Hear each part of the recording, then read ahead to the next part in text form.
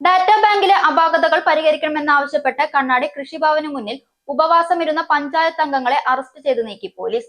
CPI member Udayan Sukumaran, Congress member Aneesh എന്നിവരാണ് ഉപവാസമിരുന്നത്.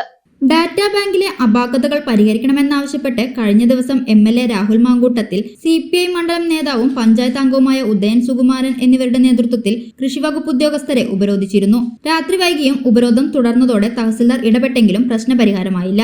സമരം ശക്തമാകുന്നതിന്റെ ഭാഗമായാണ് പഞ്ചായത്ത് അംഗങ്ങൾ ഉപവാസ സമരം ആരംഭിച്ചത്.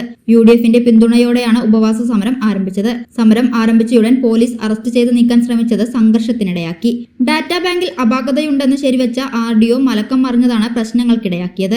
എന്ത് സംഭവിച്ചാലും സമരത്തിൽ നിന്നും പിന്നോട്ടില്ലെന്നതാണ് സമരക്കാരുടെ നിലപാട്. സൗജന്യ വൈഫൈ കണക്ഷൻ അങ്ങനെ വരാൻ വഴിയില്ലല്ലോ. ഫ്രീ മോഡം ഇൻസ്റ്റലേഷൻ ചുമ്മാ. സത്യാടോ, എന്റെ വീട്ടിൽ ഈ കണക്ഷനാ. തന്നെയും വിശ്വാസമില്ല. അല്ല, കേരള വിഷൻ. കേരള വിഷനിലേക്ക് സ്വാഗതം. ഇപ്പോൾ വൈഫൈ കണക്ഷൻ എടുക്കാം ഫ്രീ ആയി.